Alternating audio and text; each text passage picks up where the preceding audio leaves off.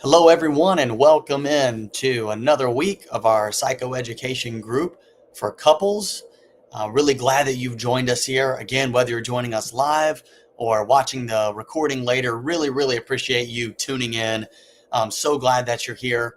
Last week, we had a really good topic of effective communication and conflict management within relationships. And we talked about how a lot of the couples we see here, that's one of the main things they want to work on is communication, how to resolve conflict. So go back and watch that video and share it with others if you will. I really appreciate if you do that. But today we have another really good topic, and that is intimacy. We're going to be talking about growing intimacy. I'm going to switch this and see. Yeah, there we go. I'm going to do a little bit different here on the presentation just to make the presentation a little bit bigger. But we're going to be talking about intimacy today, growing in intimacy in a relationship. A really important topic here as well. So let's just dive right in here.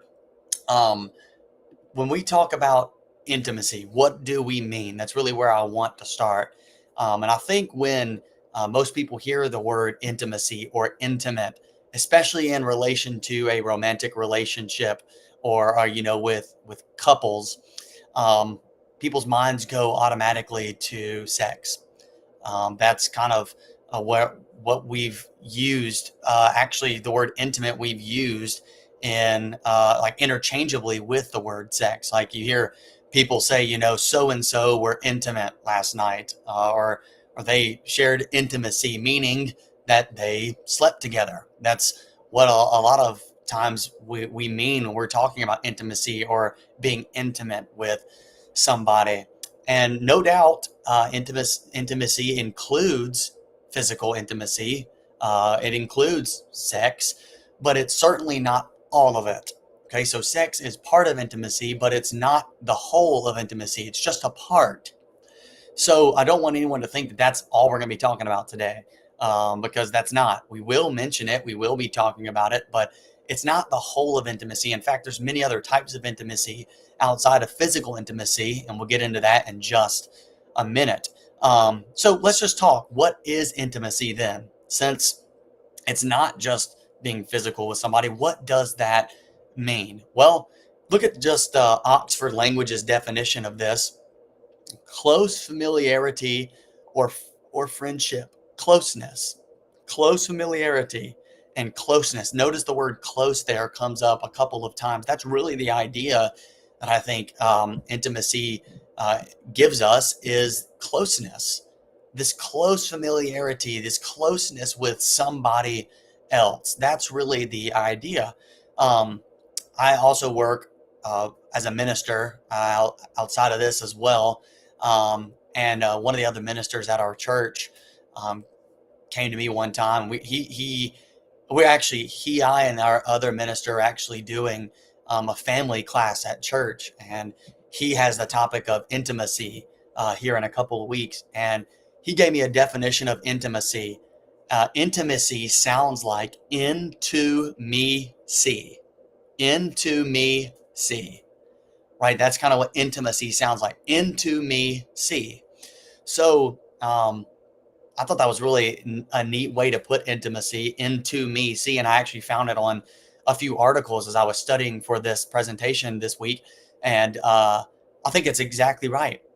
Intimacy is allowing someone to see into you, to see into your heart, to see into the deepest parts of you, and you seeing the deep into somebody else. That's intimacy. Into me see. So think about that as we go through this. That's really what intimacy is being open with somebody, and somebody being open with you. Look at this awesome quote from Shana Shutt from Focus on the Family. I thought this was perfect, talking about intimacy. It's a blending of our heart with another's so we can see into who they really are, and they can see into us. Being intimate involves the mixing of our life with another's, a mingling of souls, a sharing of hearts. This is something we all long for because it's how God made us. We were designed to connect. I thought that was spot on. No doubt God created human beings with the natural desire to be in connection with other people, right? If you go back into the beginning of Genesis, God actually said that one thing was not good, and it was not good that man was alone. Adam was alone at first, so he created Eve from Adam, and he knew that Adam needed a partner. And so since then, humans have been sharing in relationships. We crave intimacy. We crave to be close to another person, and I love how she put that it's a mingling of our soul with somebody else. It's mixing our life with somebody else's life. That's intimacy. That's what we're talking about today. So you can already see that this is more than just a physical thing. It's more than just sexual relations. It's deeper than that. It's a mingling of your life with someone else's. So that's what we're talking about here today when we look at intimacy. So let's look now at the different types of intimacy. There are multiple different types of intimacy. Again, we tend to maybe think of physical intimacy and sex, but there's more than that. There's more than just the physical aspect of it. But let's go ahead and start with that one, with physical intimacy. That's what we want to touch on here first, is physical intimacy. So this simply refers to closeness physically or bodily. So it's knowing someone else physically, and being close to someone in that regard, knowing their body and they knowing your body. But this can be displayed not just in sex, but even in hugs, kisses, hand holding, and of course, like we've talked about, sex. But it's really like we're talking about physical touch here. That's physical intimacy, and of course, couples do these things, or should be doing these things. And I would encourage you, to touch more often if you're in a relationship, hug more often, kiss more often, hold hands more often, and engage in sexual relations more often.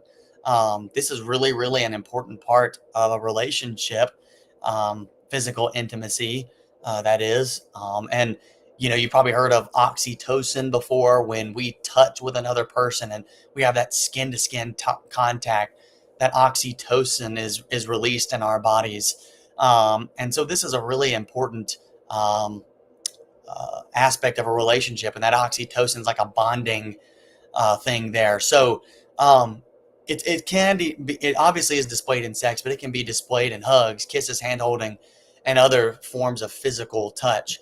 But sex is the deepest type of physical intimacy because it involves being completely vulnerable with another person, right? So unfortunately, many people don't hold sex in high regard in our society. It's more seen as just a fun thing to do with whoever you want to do it with, because it's pleasurable and things like that.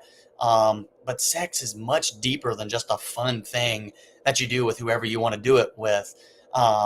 Sex is really, you are opening yourself up and the greatest way. I mean, like, you are basically allowing another person to see every part of you, and you're seeing every part of another person, and where our private parts are involved in that, that no one else really sees. And so it's a very deep experience, or it's really intended to be a deep experience. And in sex, there is a bonding effect there within the bond of a sexual relationship. And so a lot of people don't realize that when they sleep with somebody, there is a bonding aspect to that, and you're really being vulnerable in that moment, allowing a person to see all of you and you seeing all of them. And so that's kind of the deepest form of physical intimacy. And, I know not everybody believes in the Bible. I certainly do as a minister. And we see that sex is really designed for a marriage between one man and one woman. And it's because, it's such a deep thing, and it's such an important thing. And the Bible holds sex in very high regard between a husband and wife. Um, but again, so many people don't hold it in that regard these days. but it's a really important thing within a relationship. And we can, we ask couples about their sexual relationship, it can give a really it can give us some insight to how the relationship's going, as to how their sexual relationship is going. So it's a really important part of a relationship. We'll talk more about this here in a little bit, but that's one type, is physical intimacy. Second is emotional intimacy. And this one is crucial for any romantic relationship, or really any relationship period. Refers to closeness in our feelings. Okay. It's closeness in our feelings. So that this looks like being able to share your deepest feelings with another person, right? So when you're emotionally intimate with somebody, you're able to share what you're feeling, even the deepest feelings that you feel deep down inside. You're able to share that with somebody, and they're able to share those things with you, being open about those feelings. And so this can be displayed through like these deep conversations you have with one another, and expressing how you feel, being open and honest, right? Take some openness and honesty to share how you really feel sometimes, and then supporting your partner, right? Like this means like, okay, I see how you feel, and I'm going to support you how you feel, even if you disagree with the way your significant other feels. If it's how they feel, it's how they feel, and you support them in that. Um, but being open and honest with one another, that's really really important, to feel safe in a relationship, to share how you're feeling, and to be honest about those feelings, and to dive into those deep conversations. And when you do, to be open and honest about how you feel, that's what we're talking about with emotional intimacy. And that really needs to be a part of a relationship, because if you're not able to be open and honest about your feelings, or you're not going to be supportive of one another, it's going to be hard really to have those deep conversations. It's going to be hard to communicate effectively, and to support one another in how you're feeling. So this emotional intimacy is so very important. And again, we'll kind of touch on this a little bit more here in a little bit. But with a couple, who else can you share those deepest feelings with, right?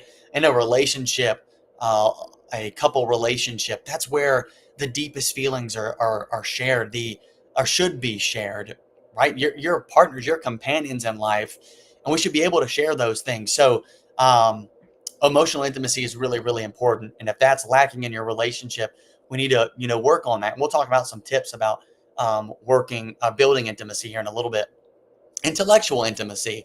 This may not be one that you've thought about. I didn't really think about it before studying for this, but this is something that I think is also really important. Intellectual intimacy. This refers simply to closeness mentally. We're close mentally with what we're thinking, and so this looks like being able to share your ideas, your opinions, and your perspectives in life within your relationship. That's what we're talking about with intellectual intimacy. And again, if you don't feel safe to share your ideas and your opinions and perspectives, that's going to be really hard in a relationship. So this can be displayed through understanding each other's viewpoint in conversations about various topics, right? It's, oh, okay, I see what you mean there, right? I see what you're talking about there. I understand your viewpoint, even if you disagree with it. I see where you're coming from. Having a curiosity about each other, right? Like really staying curious about, you know, uh, what are you thinking? What do you think about this? Or I'm interested in hearing your viewpoint on this, on any given discussion, right? And being curious about what our significant other's feeling. A lot of times, maybe we can get soaked into our viewpoint and what we're feeling, what we're thinking, and we neglect to think about our partner's uh, uh, thoughts and feelings on a different topic. And then it's a willingness to understand each other, right? It's a willingness to see something from another person's perspective, to see another person's idea and understand it, to see another person's opinion and understand it in their perspective. That's what we're talking about with intellectual intimacy. And again, if you don't feel safe to share your ideas, your opinions, your perspective, that's going to be tough within a relationship.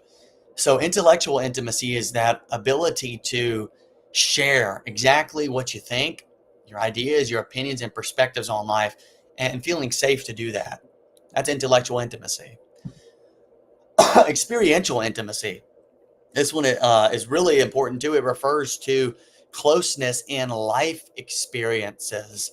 And a couple should be sharing in experiences in life. So this looks like connecting with someone in different life experiences.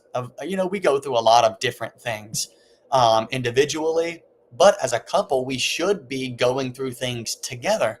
We should be connecting through different experiences.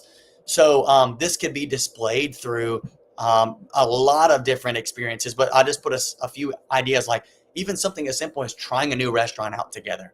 You're going to experience something together, grieving together, right? You experience a loss together, and we've been going through a grief group on Tuesday nights as well, and encourage you to tune into that. But you grieve together and you go through that experience together. That could be a part of experiential intimacy, and engaging in hobbies together, etc. There's a lot of other experiences that you could share together. But the point is that you, as a couple, you should be sharing in different experiences together. You should be having different things that you're going through together. And then you think about it, especially the grieving aspect here. You grieve and you work through something hard together, and you come out on the other side, and you're stronger, right? You probably heard the phrase "no pain, no gain," right?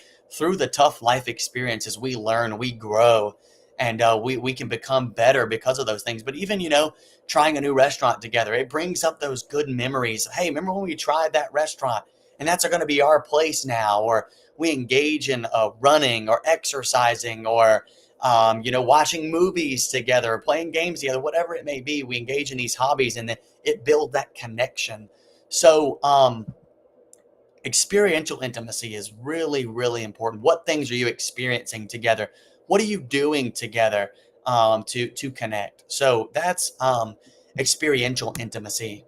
I think this is the last um, type of intimacy we're going to cover. I'm sure there's more that are out there. If you go type this in on the internet, you're likely to find some articles that have different types of intimacy, but most we're going to include these.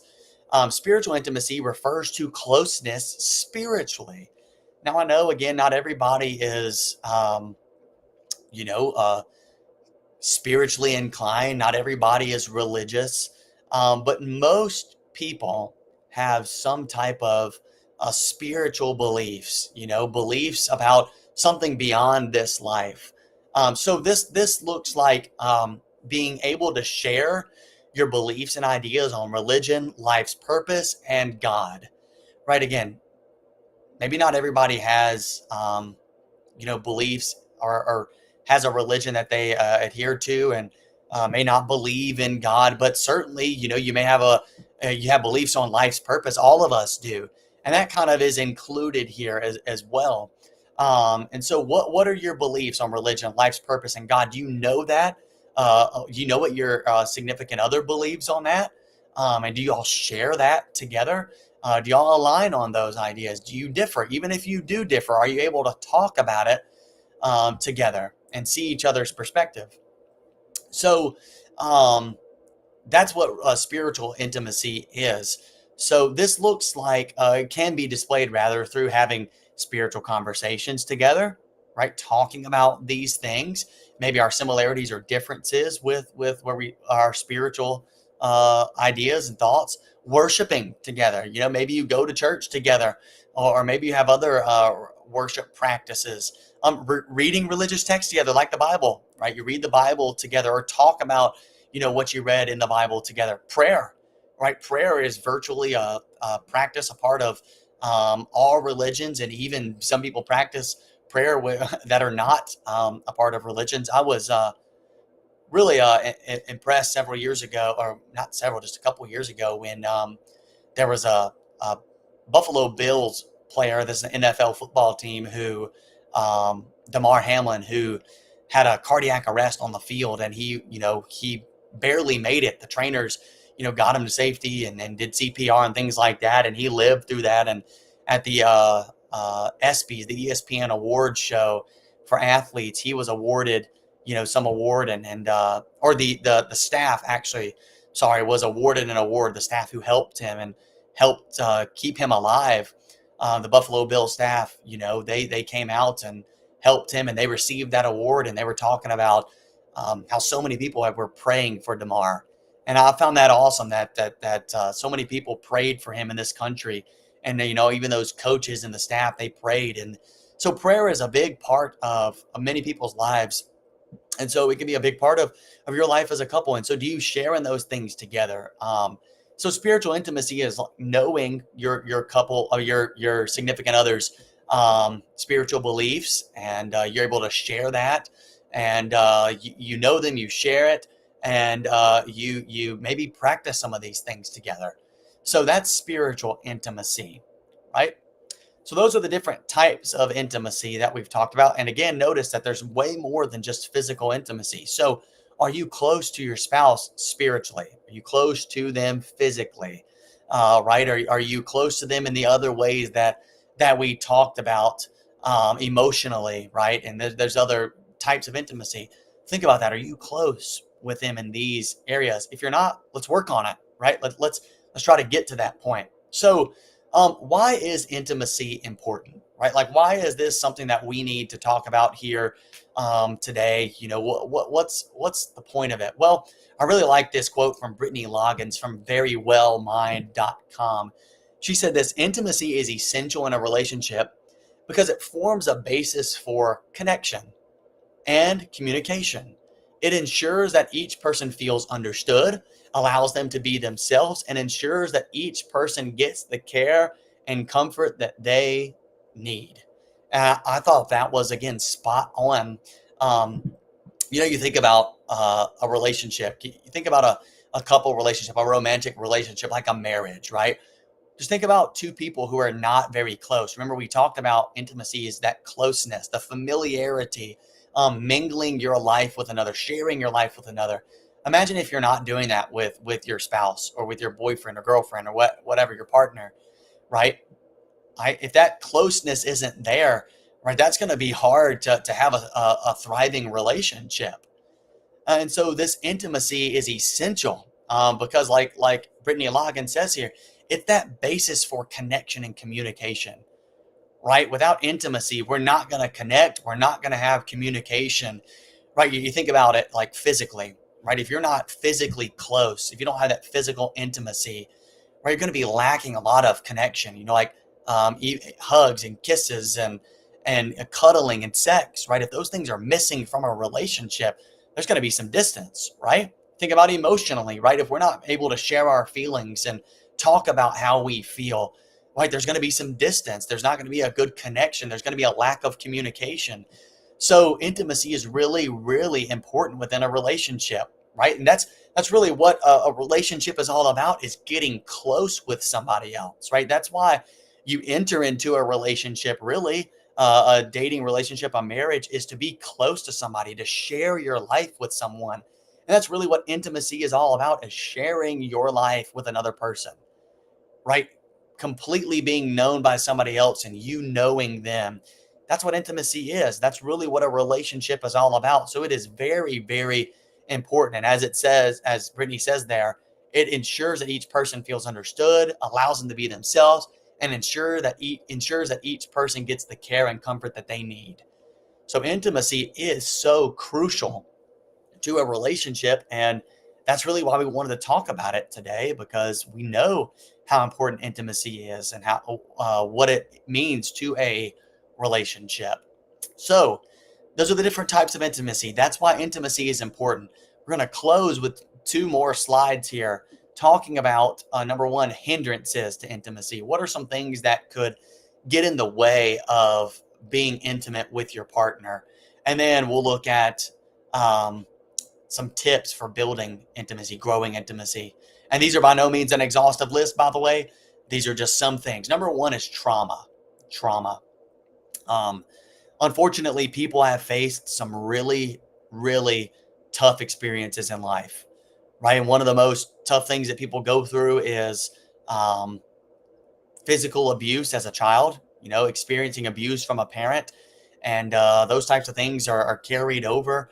And trauma, can come in various forms, like a veteran who has seen some things on the military field, things like that. There's a lot of different types of trauma, right? Those are not just that's not a whole list. Obviously, there's a lot of ways people face trauma, but trauma can affect what we talked about in the first week, our attachment style, right? And with especially with kids who have been abused by their parents as a kid, they want to be close to their parent. That's a natural thing, to be close to your parent and seek comfort from your parent. But if you're being abused, well, you're scared of that parent, and so there's a disconnect there. You want to be close to them, but you're also scared of them, so you want to withdraw from them.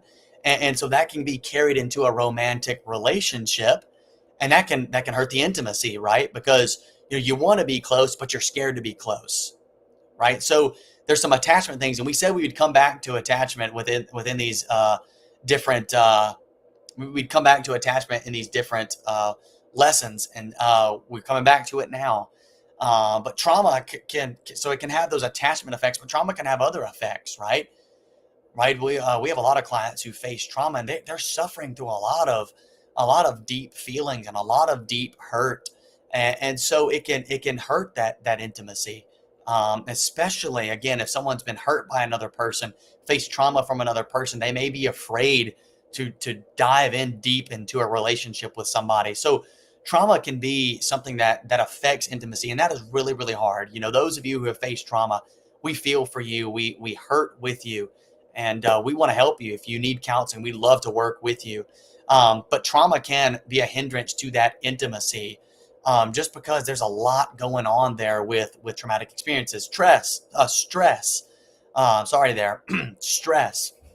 Um, we all know what stress is. That those overwhelming feelings that we get sometimes. The worry is very much connected with stress here. Stress can really really affect our intimacy as well, because if we're constantly feeling overwhelmed, if we're constantly feeling or we're constantly worried about things, then we're going to struggle to connect with other people. That's just what stress does. Stress puts us kind of in this fight, flight, or freeze mode, right? And so we feel this threat, and so we're stressed out. Even if a threat's not there, we feel stress, and we're kind of like on pins and needles, right? And so you can kind of see how that would be hard to be intimate with somebody when we're always stressed out, right? We're always having, this stress response. It's going to be hard to connect with somebody. And what can really get in the way here is, different things in life, right? We get overwhelmed by, deep schedules, or a full schedule. I mean, going to work and having things with family, having other obligations, and we get worn out, we get worn down, and stress wears us out, right? And it's going to be hard to connect when we're so tired and so worn out and so on edge. Um, and so that can be another problem with intimacy. And again, we work with a lot of people who have stress. In fact, that's one of the main things people come in with is feeling stressed out, having anxiety. And again, we can work with you on that as well. But that can be a hindrance to intimacy, is being stressed out. And so we need to work on how can we be less stressed. And so things like relaxation techniques, deep breathing, progressive muscle relaxation.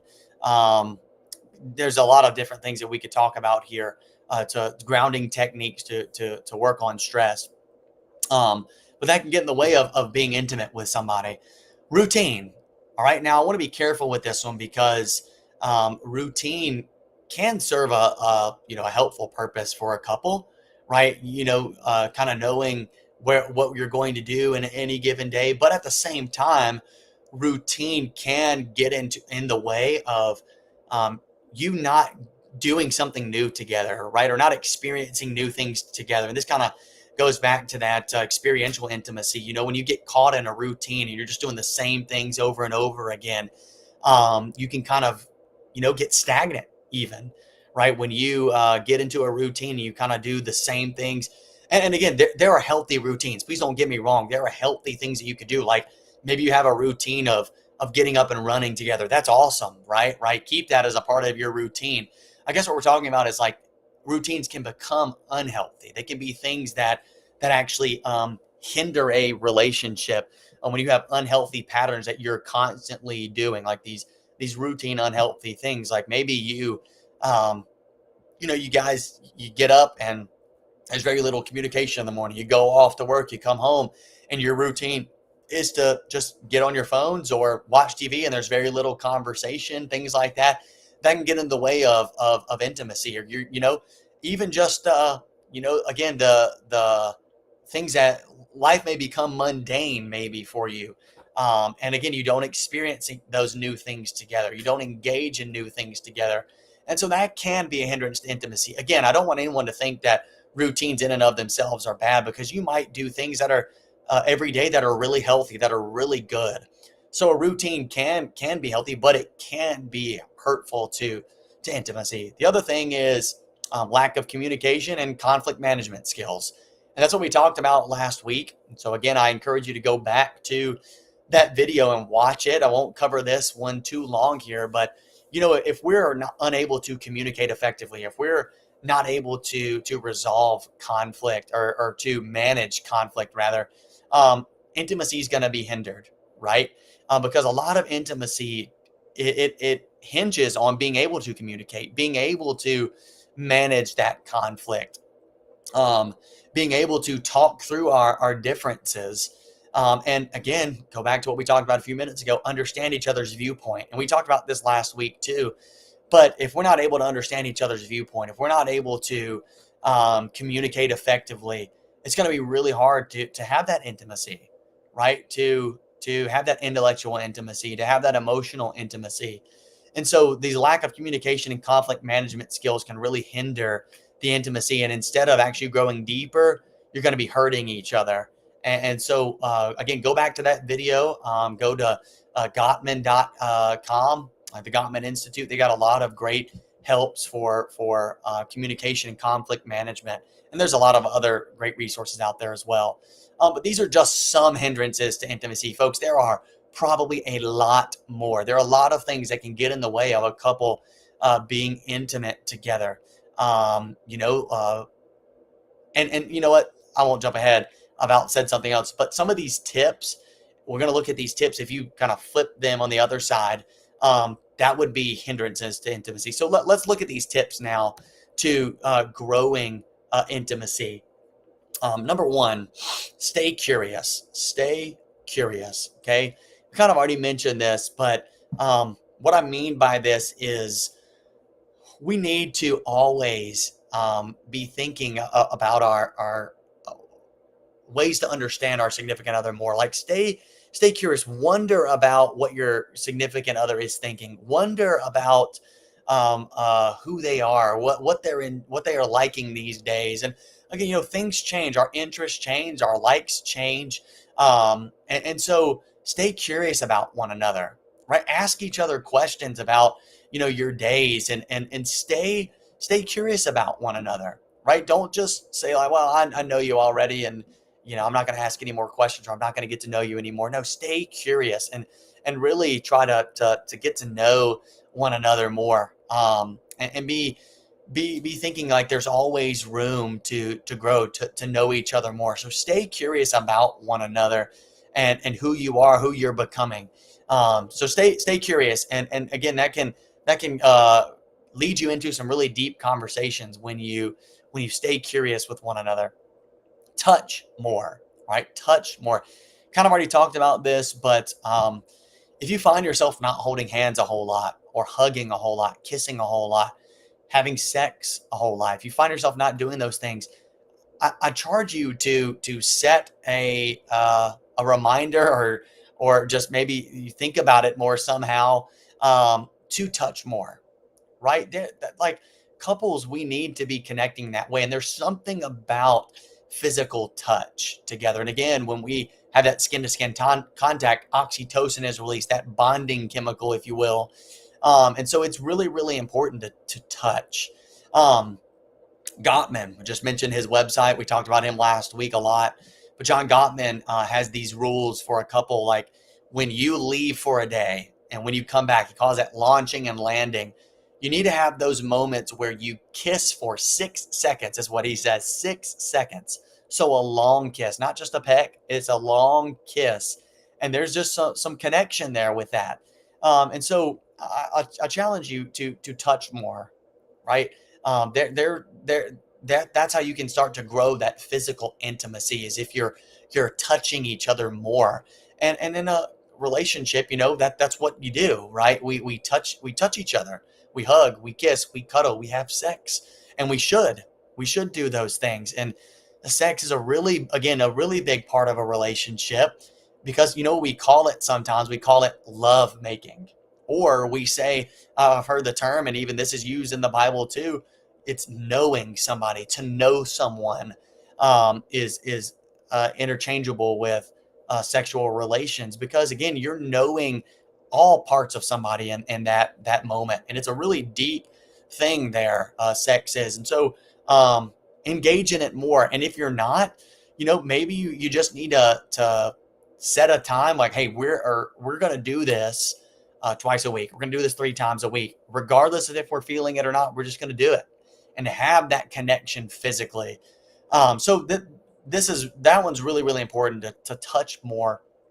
And then there's nothing like having that touch, to have the touch of a partner. So that's number 2. Number 3, spend time together alone. We've talked about this in several of these lessons that we've talked about over the last few weeks, but it is so very important to spend time together alone.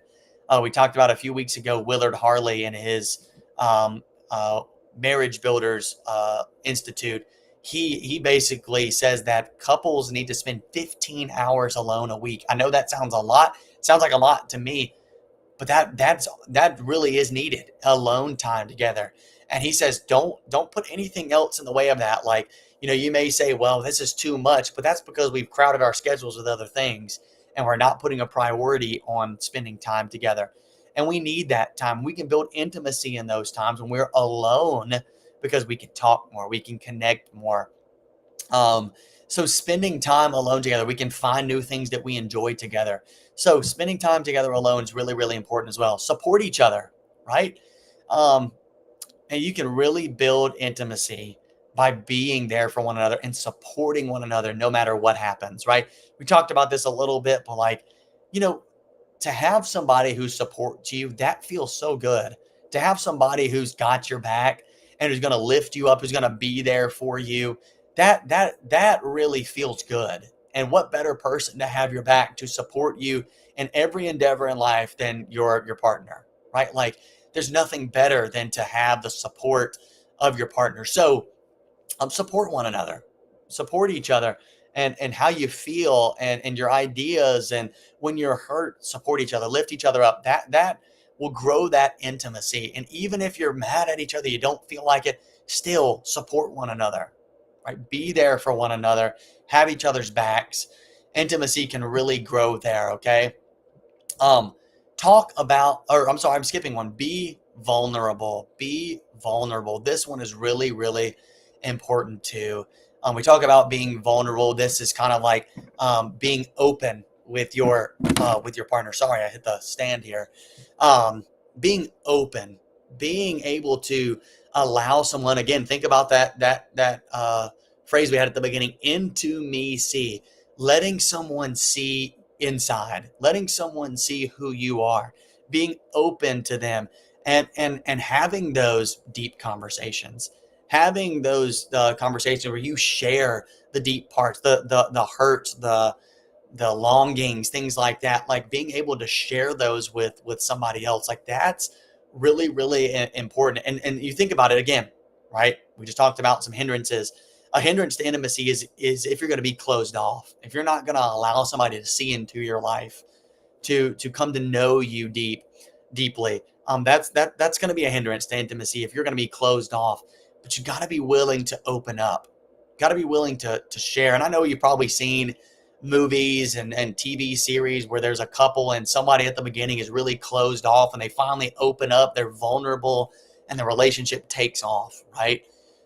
So being open and being vulnerable. And here's the thing, we should be able to be safe being vulnerable and open with our partner, with our significant other. We should be able to do that without fear, without any hesitation. And so being vulnerable and being open, sometimes we like to maybe hide things from one another, maybe some things that we've done in the past that we're not too proud of. Maybe it's just things that we don't want them to see. But being open with one another, that's going to really grow that intimacy. When you have those difficult conversations, when you see the deepest parts of one another, that's going to grow that intimacy. Thirdly, I don't know what I'm saying here. We're way past number three, but almost finally, talk about everything, right?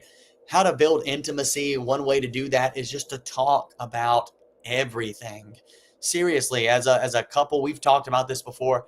Like just having conversations about your days are really, really important. And that's going to help you get to know one another, right? What happened during the day?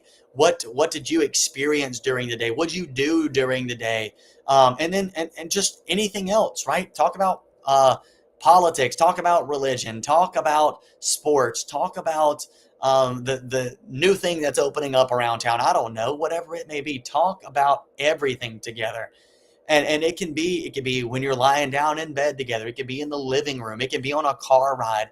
Talk about things, right? And be open to talking about things and eventually having those deep conversations like we've talked about. But you don't always have to have deep conversations, right? There's intimacy building even in those maybe mundane conversations, even in the conversations that don't seem as important. They are important. The little things can become big things. So talk about everything with one another. That's what we're supposed to be doing as couples, right? To share everything with one another. Intimacy is a mingling of our lives with one another, and it's even the smallest of things. And then finally here, and again, this is by no means an exhaustive list. There's way more ways to grow intimacy. Do something new together. Do something new together, and this really is kind of hitting on that experiential intimacy. But when you do something new with your partner, you are really, really building that connection, right? You go out and maybe it's like a hike or something like that. My brother and his wife like to hike a lot, and it's something that they connect in and they really enjoy doing together. But when you do something new, there's just something about it, like experiencing something for the first time together. And then you may go back to it and you're reminded of those fond memories of when you first did it. But you do something new together, and it could be a host of different things.